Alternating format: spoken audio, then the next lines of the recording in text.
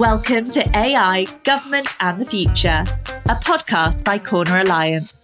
We explore the intersection of artificial intelligence, government and the future with your host, Alan Pentz. We work with government to create results. We ignite your agency's mission by helping you to design and implement high-impact and innovative federal programs in AI, broadband, cybersecurity, public safety, and more. Being a government ally is at the core of all we do. Introducing your host, Alan Pentz.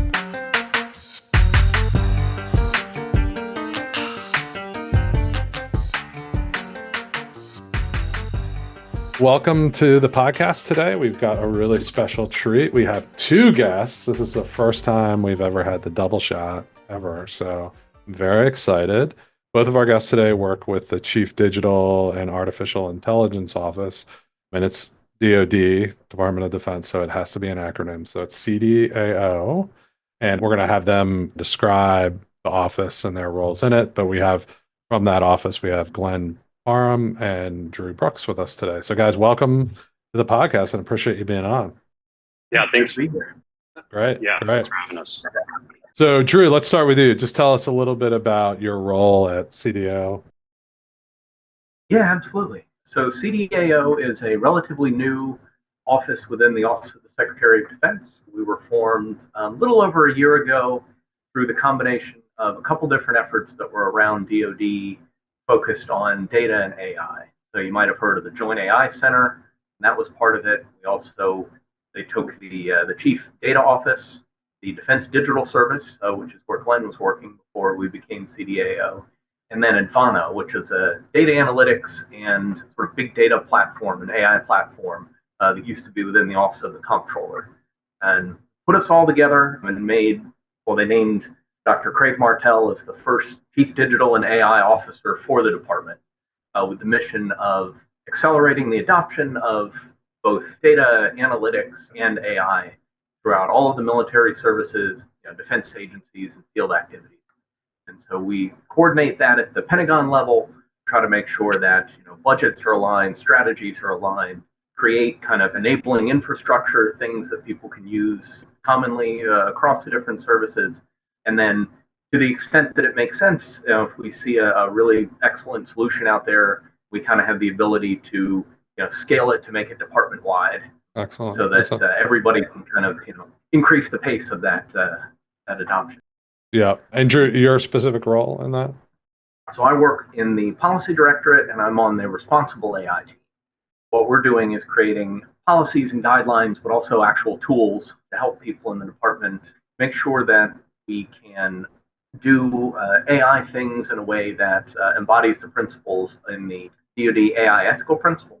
So that was something that the department adopted in 2020. We were the first military in the world to officially announce and adopt a series of ethical principles that are going to guide our work in AI. So those principles are responsible, equitable, traceable, reliable, and governable. All of the AI that we do will meet those principles. And the mission of my office in particular is to kind of operationalize that and make them more tangible and more easy to demonstrate how you're fulfilling those ideals. That's great. Thanks, Drew. And Glenn, you came from DDS, right, as Drew mentioned. So talk about your role there. Yeah, that's right. So I was initially brought on to the Defense Digital Service, which people refer to as like the SWAT team of nerds of the Pentagon. So we've stayed on, we've been subsumed into CDAO, where I still serve within DDS, but I also serve as part of Task Force Lima, the generative AI task force, which I can also get into a little bit. But I'm a software engineer and data scientist, and our job is to really kind of go into rapidly evolving and emerging technical complications and situations throughout the DoD and kind of problem solve. So it's been kind of interesting to have that culture meet the rest of CDAO. We've started to work really well with our partners in responsible AI, algorithmic warfare, a couple of the other different components, especially along the efforts of Task Force Lima, which is the generative AI task force. Yeah, so let's go right into that. So let's talk about Lima and how you're looking at it, and maybe kind of give us a context. Most people are coming into this from a ChatGPT as their main experience with an LLM. So talk about what you're doing fits in with that and how it's different. So ChatGPT, we can't discount the role it's played in kind of catalyzing a lot of interest across society, but especially in the government with respect to generative AI. Last summer, around that time frame, 2023, is when the Deputy Secretary of Defense, as well as our boss, Dr. Martell, started talking about generative AI and the prospect of there being some kind of dedicated effort to look at the use of generative AI in the context of the DoD. And so Deputy Secretary of Defense, Dr. Kathleen Hicks, last August, I believe, signed into effect a task force, which the mandate is essentially to index what the current state of generative AI at DoD, what are people working on? It's the largest organization in the world. So there's going to be all sorts of efforts that are already kind of pre-existing. But also more importantly, like, where should we be going from a responsible AI perspective? What should we be working on to ensure that this AI is ethical and abides by the responsible AI tenets? The technical side, which is more my domain, is like, what are the technical components that we need to work on to ensure that this artificial intelligence is scalable, that we're able to do it for, without it costing an arm and a leg. And so that's what we've been really focused on over the past few months. It's a really like diverse consortium, policy folks, technical folks like myself, people from all over the services kind of voicing their opinions. So at a high level, that's what we're working on. And so from an LLM perspective, you guys would be working with in-house developed models, maybe open source models, ones from different vendors, and everybody's probably got a different flavor that they're working with, and you guys are trying to coordinate across to see what makes sense to work together on. That's right. I think across the DoD, everyone has their own requirements and own kind of constraints. So some people can rely on proprietary or closed source models, like provided by the main tech companies and so forth. But some various DoD organizations have to do everything in a box. It has to all be air gapped. Right. And so in those cases, we have to rely on pulling things from the open source and deploying it locally. Like creating a decision tree that people can go to figure out, like, hey, given I have these either cybersecurity or funding constraints, how can I best, implement large language models? That's something that I've been kind of working on. It's a pretty big decision tree. Yeah, I can imagine. So just from a perspective of so you guys are kind of, we had a guest on recently who's running the Center of Excellence for GSA AI. So they're kind of a shared service provider. They go into different agencies on the civilian side and kick off pilots, do assessments, that kind of stuff. So it sounds you guys have kind of a similar role. Your constituents might have a little bit more experience and more money or something, but kind of similar. So give us a couple ideas or a couple of case studies on things you've seen that DoD is working on and might be interesting. Yeah, I'm happy to share some of the work. I mean, Drew, feel free to chime in, but I'm happy to share some of the work that we've kind of been piloting and experimenting with a couple of our different customers throughout DoD. To kind of start off, we've worked and we're in the process of experimenting with using large language models in the context of actual cyber defense operations. So we've partnered with IWTSD, that's the Irregular Warfare Technical Support Directorate. Very long acronyms. Good for you. I'd applaud. Yeah, it was long names. But the head of their security operations center came to me actually while I was at a conference last year and was like, hey, like I have this idea, is would large language models be appropriate and actually enhance how we monitor our networks from a cybersecurity perspective? And I was like, I actually don't know, because I'm not a cybersecurity person, but I'm an AI person, and vice versa for this person, Aaron Devuti at TSD. And so over the course of several months, we kind of understood and analyzed how the cybersecurity analysts for this network do their job, how they look for cybersecurity vulnerabilities on the network, and how they address them and kind of remediate them. And as we've come to find out, large language models can be incredibly effective in this context at, one, identifying some potentially nefarious and anomalous behaviors, and then at a pretty large scale. But then secondly, what's really interesting is these LLMs are able to generate incident response plans automatically. So not only is it telling you that your network's on fire, so to speak, but also like how to put the fire out. So things like, let's say somebody logs into a network from New York, and then 5 seconds later logs in from Istanbul, Turkey or something. It not only flags that, obviously, which was what we would expect, but also says, our project recommends resetting this user's password or deactivating their account or whatever. I mean, pretty standard stuff in the context of cyber defense operations. But the fact that it's automatically recommending this kind of alleviates a lot of the bandwidth and brain cognition of these analysts who are just swamped with of course all sorts of different. So how is it getting that input on the anomaly? Right? Is someone entering that in, or is it getting some kind of feed in? It's connected. We've just run experiments, so we've connected it to actual like cybersecurity logs and data. So it's all being done programmatically at a decently large scale, and then basically we're instructing the LLM to flag anomalous behaviors, and those get kind of bubbled up and filtered to the top. Oh. And then, do you think is it possible it could start learning even more as you feed it the data, right? And be like, oh, we see, and then you could start saying like, what kind of patterns do you see? That's correct. And we've kind of built this whole thing to be a human in the loop process. So, because there's all the times false flags and false noise where analysts are able to say, hey, false alert, this was actually a perfectly normal incident. And we're able to kind of do a feedback loop to our large language model. I'm instructed to try to not have those false alerts in the future. Yeah, that's really cool. That's cool. Drew, tell us a little bit about on your side. Our big initiative right now is a capability that we call the RAI Toolkit, or Responsible AI Toolkit. So it's a thing we launched in November of this year. It's actually available to the public, so you can link to it from ai.mil, which is the CDAO website.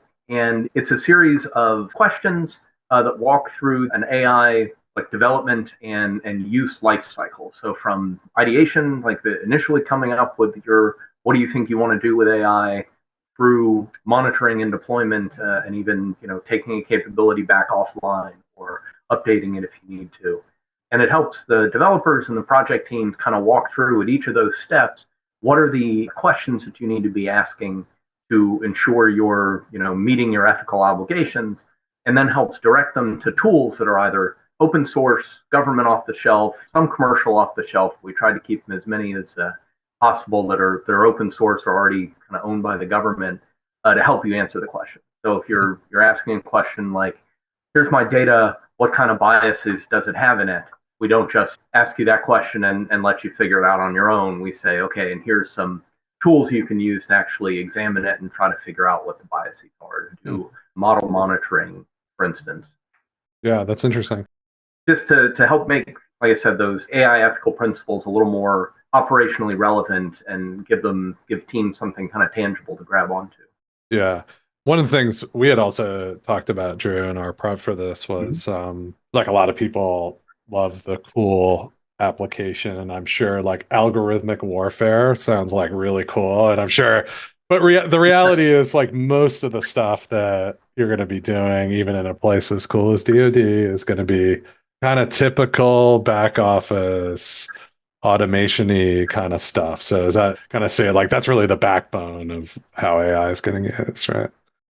Yeah, I mean, DoD it's a huge organization, and so for all of the really cool high-end warfighting capabilities that we have, we're a massive personnel organization. 3-point-something million people who work for us. So we have a huge HR operation, hiring. We have an entire health infrastructure that the DoD runs. Facilities, schools, logistics, supply chain. Yeah, almost Marching anything bands. Yeah, absolutely, very important. And so, yeah, and almost anything that's like a business operation that any normal corporation would have, there's some equivalent in DoD. And that is where a lot of the data that we own is.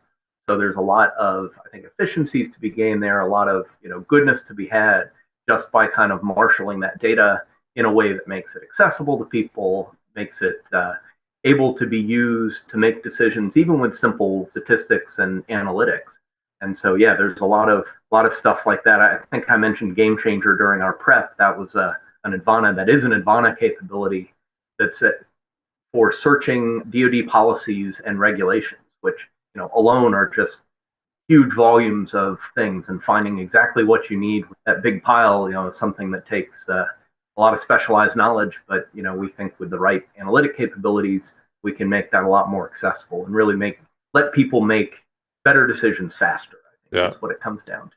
Yeah, and you guys had a phrase for that, right? Like a catchphrase for CDAO on The accelerating. decision advantage, I think. Yeah, Accelerating decision advantage. accelerating decision advantage. I like that.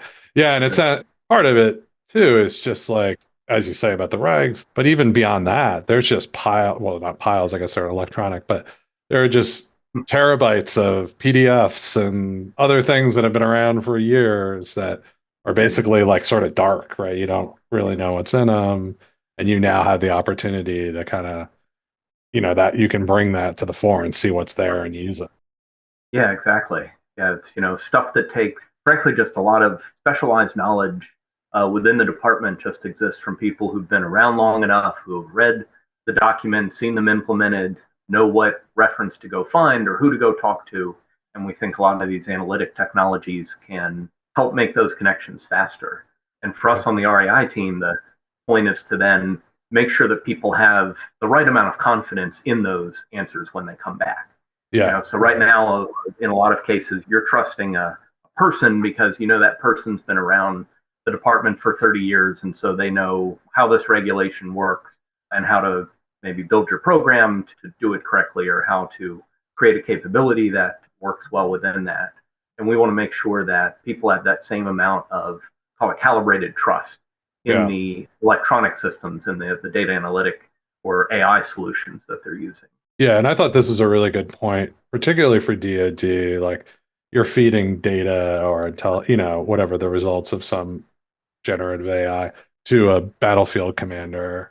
You got to have a level of trust the way that, hey, I'm giving you a correlated insight on how to price your product. You can try it, you can test out and see. You don't need the level of confidence, but like you're in a life and death situation. It's not just responsible in the sense of like protecting people's privacy and things like that, but it's responsible in like how much trust do I have in the information, what kind of decision I can make with it, right? Yeah, absolutely. Yeah, we, as much as we look to industry for inspiration and for partnerships in the things we do, yeah, it's a lot different when it's about changing a website or changing, the email push, and you can do kind of A/B testing to see, okay, which of these options gets the click through to buy, and which tends to have people, leave their item in the cart more often. Yeah, it's a lot different in the sort of especially some of the really high stakes situations where we are. So we want to make sure that we do as much possible on the kind of assurance and trust building work ahead of time, and also education, just so that when that commander, when that decision maker gets the output from one of these systems, they know what it means, what the biases are behind it, what assumptions might have been made in the creation of it. And so they can then take that and use it to make the best possible. That's right. So Glenn, we were sort of talking about, all this data that's littered around everywhere and kind of making it useful. So talk to us a little bit about, technically, I guess this is the ability of AI now to work with unstructured data in a different way. Just talk to us a little bit about the technical side of that, like how that developed and what you think the impact that's having. Yeah, that's been really incredible. So, the DoD, as we discussed, has massive amount, like an unfathomable amount of data, littered over the course of years, but it is largely unstructured. It's structured in all sorts of different ways and mechanisms, text, PowerPoints and charts, and like it's chaos. And so what's really powerful about large language models is their ability to take all of the above and be able to do reasoning against that or answer questions against that. We find that really powerful. One of the, pilot programs I've also been working on in coordination with the headquarters of the Air Force is basically they have a bunch of these documents, PDFs, that over the course of these various summits and conferences with like high level Air Force leadership, they want to be able to ask questions about these documents. So an example of a question at a very, hypothetically would be, how many this particular jet exists in this region of the world? Like that's something they would just want to know over the course of like a week long conference.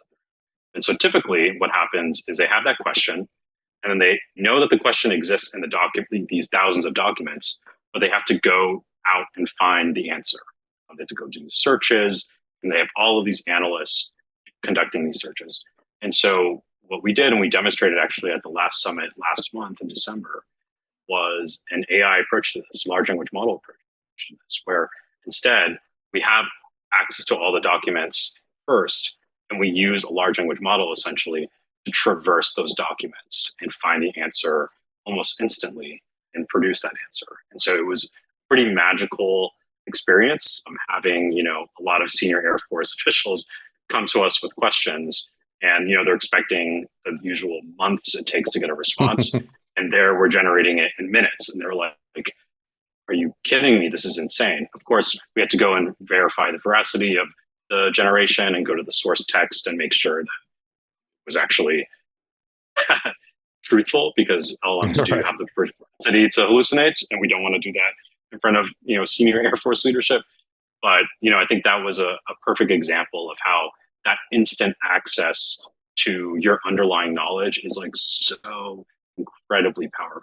And I think that is going to be kind of a ubiquitous transformation across DoD, is people having access to all of these documents. And just like before, now we consider search through documents to be pretty standard for your own information.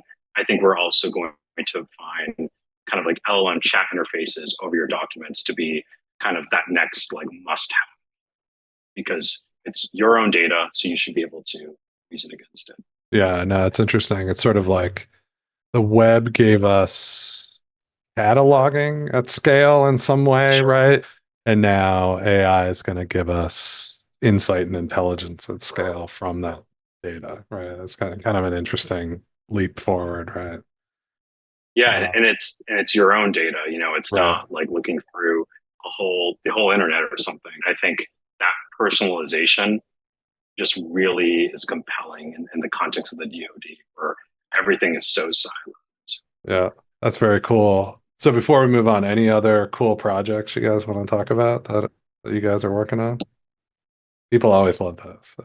I don't know if it's going to be considered cool, but I think that I'll just talk about it. So we partnered with, and this is another long acronym, the Defense Civilian Personnel Advisory Service, DCPAS.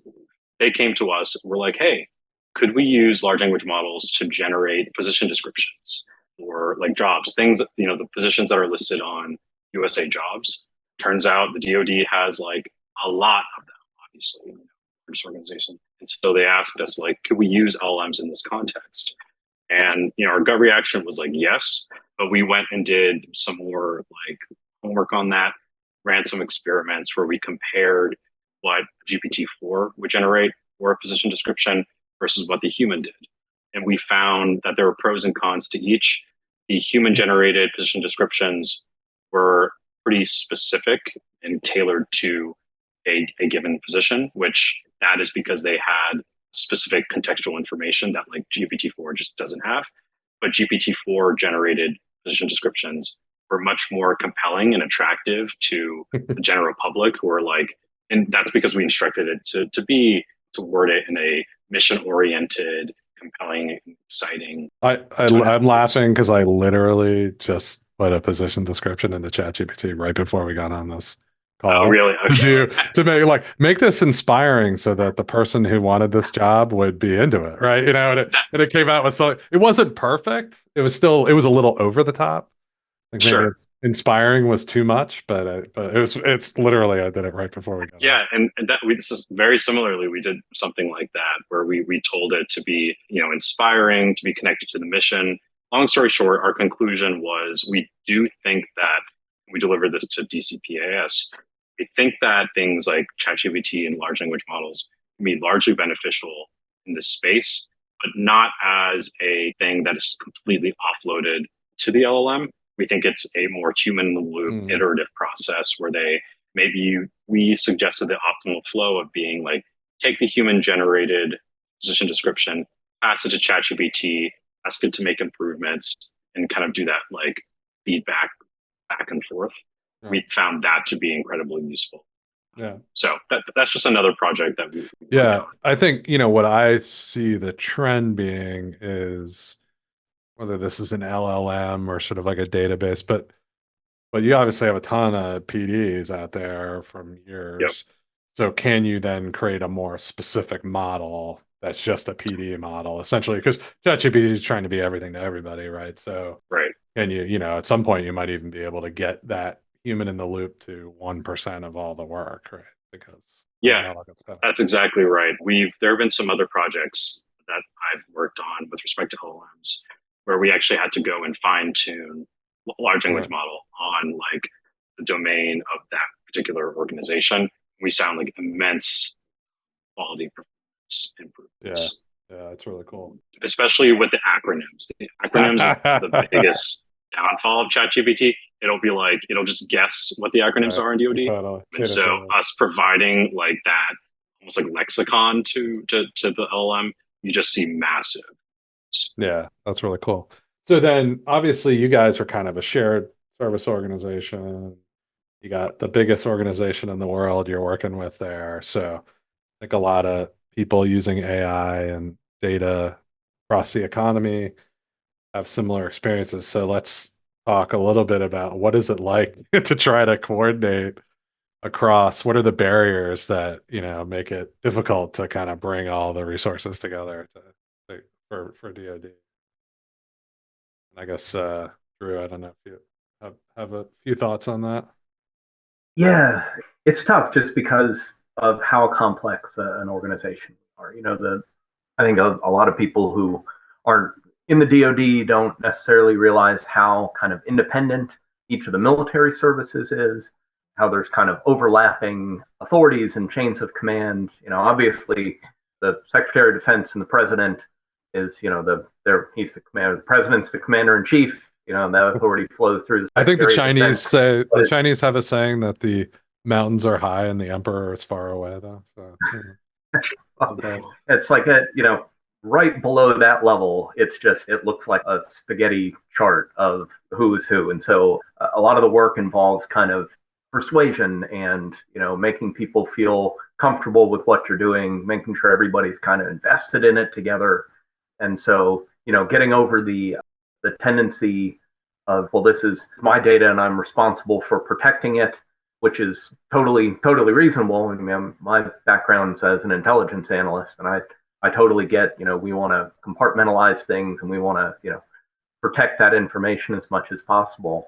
We do a lot of work just to kind of make people kind of comfortable with the idea that the data will continue to be protected even as it's shared more broadly within the department. It's going to be put to responsible use. It won't be abused, and that it's better for everybody if we share it out. And I don't want to say that like that's a constant thing you run into. The DepSecDef's data decrees from a couple years ago are really resonating with people, that data is a shared enterprise asset. And I think people kind of get that mindset. But then there's of course just the technical challenge of linking all of these disparate data sets, and it gets to the point where it's too large, I think, for anyone. It's not like we can make one database that we can just put everything into then and make it searchable. So a lot of the work that people are doing is just sort of on the technical side of actually know how do you link data sets, or how do you bring analytics to where the data is at rest, literally and figuratively, versus trying to hoover it all up into some centralized database in the Pentagon. And you're not dealing with similar situation, in the commercial sector. I mean, it varies obviously, but you probably have a lot of systems with APIs and they're commercially available. And, obviously DoD has some of that, but you have many more systems that, by design don't have those sort of things. And, were built just for DoD, and maybe run on COBOL or something like that. But let's hope Yeah. not. But I'm sure the Yeah. barriers there are technically. I don't know, Glenn, any perspective on that? Yeah, I would love to share my perspective because I've been dealing with this recently, actually, where in the context of the project I mentioned with the headquarters of the Air Force, they want me to have their data. I want their data. Everyone, like we're all in alignment, everyone's good. But the people who actually host their data are vendors, these private companies. And they aren't contractually obligated to actually share it with me for free. It requires me to have an API connection to their data, which makes sense, secure connections, etc. But that requires engineering time, which requires money, which requires renegotiated contracts. Especially and once you're in procurement, forget it. Yeah, exactly. And so for smaller budget projects where we need to have a small budget in order to prove, the value of it, this happens a lot, but it can be frustrating because we're on the government side, everyone's in alignment about sharing the data and so forth. But there's kind of these like logistical technical blockers and barriers where if I want to be able to get access to the data programmatically, it's going to be a whole kind of orchestration. Other aspects, and Drew alluded to this, other components of CDAO, there's a program called CJAD C2, which are working on this kind of being able to have an overarching connected data integration layer and so forth to kind of remediate problems I kind of run into. But, they're currently working on that as we speak. But it is incredibly frustrating. And a lot of the times I have to end up just like show up with a hard drive at a certain office and be like, just put it on this, no questions asked, and then I will leave you alone. But I think we can do better. Yeah. And I mean, just to be fair, a lot of these, systems were architected at a different time. They weren't necessarily made for this. And there's not a commercial market to support these very specific needs for some program, right? So they don't adopt the new stuff until they have to, right? And so it's going to be a period of time of re-architecting how, IT procurement is done. Right? I'm sympathetic to the procurement office too, so with all sides. CDAO has a large procurement office that's part of our organization too, that's really trying to tackle exactly that. If you go and look for the RAI toolkit, for instance, it's actually hosted on the TradeWinds website. So TradeWinds, a program that we run that allows more rapid acquisition of technology and a lot of experimentation and trials before you actually commit to a full-on contract. And one of the reasons that we're putting the RAI toolkit on there is as a sort of signal to vendors that like there are certain things that we expect you to do, such as making your data available via API from here on out, and avoiding vendor lock, and meeting the different ethical obligations and stuff. But we're at least trying to get to a no new bad for the things like Glenn is talking about, from making sure that like future contracts and future projects kind of don't have those problems. Yeah, exactly. You just brought me to my last section here. So when you guys CDAO and DoD and actually just AI in general, I mean, it doesn't have to be specific to DoD. Like, what do you guys, or what do you see CDAO and DoD looking to the future? What kind of things are you seeing as the priorities in this space? Sorry, Glenn, looks like you have something to say there, so go for it. Yeah, sure. I'll tackle it first on the just general AI capability, like not just spoke to DoD. I think over the next year or two, obviously, we're going to see a large increase in performance and capability of large language models in terms of the different benchmarks they're able to hit. We're going to see audio and video and imagery, those modalities play a large role, where it's going to be able to do a better job at understanding its environment and so forth. More video and images you're able to pass to it.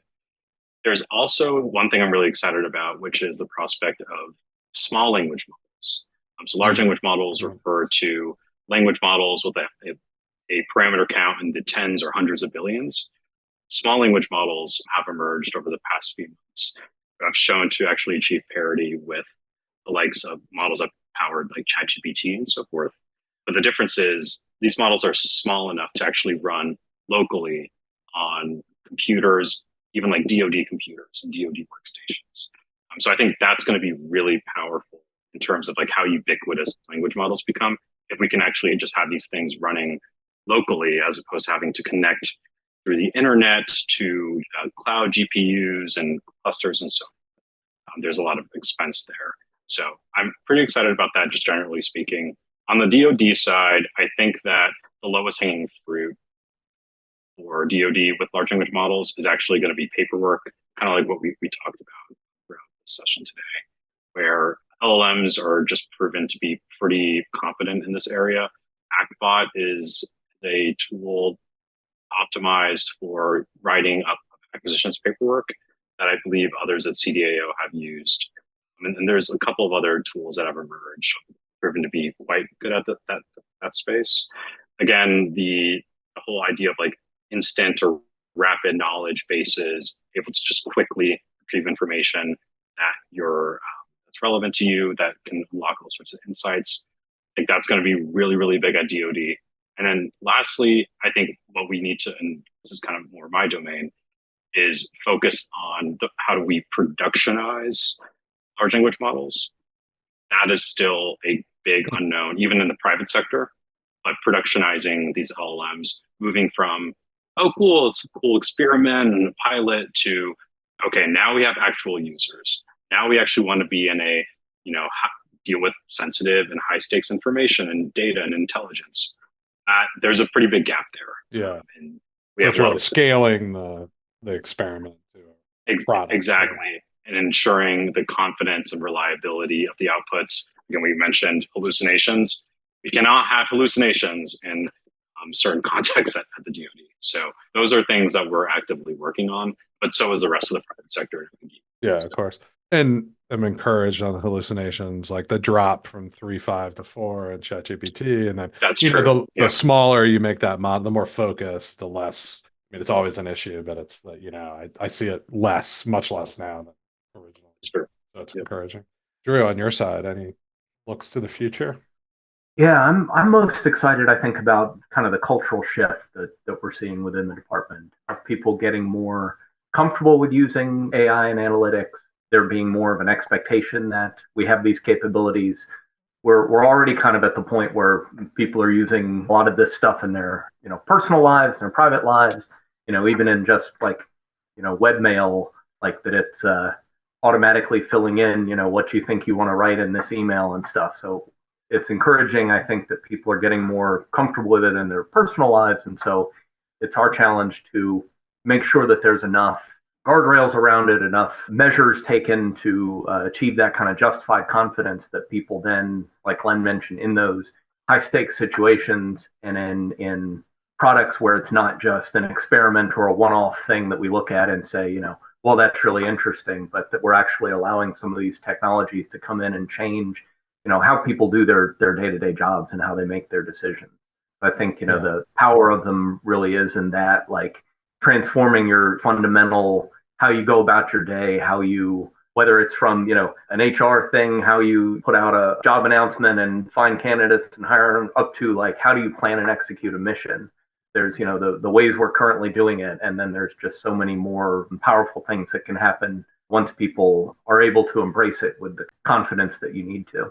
Yeah, once you see it, right, you're just like, oh my God, we should do this for everything, right? And it's right, hard, you got to get everyone to that spot. And I totally resonate with you, Drew, there, that in a way I said 24 might be the UI UX year for large language models, where you're kind of getting out of being in a browser or going over to some special things. You got co-pilots coming out and productivity software. You're going to have, to your point, small models that might run on mobile. And so you're just going to see a whole different way of people interacting that's going to take out some of the friction there.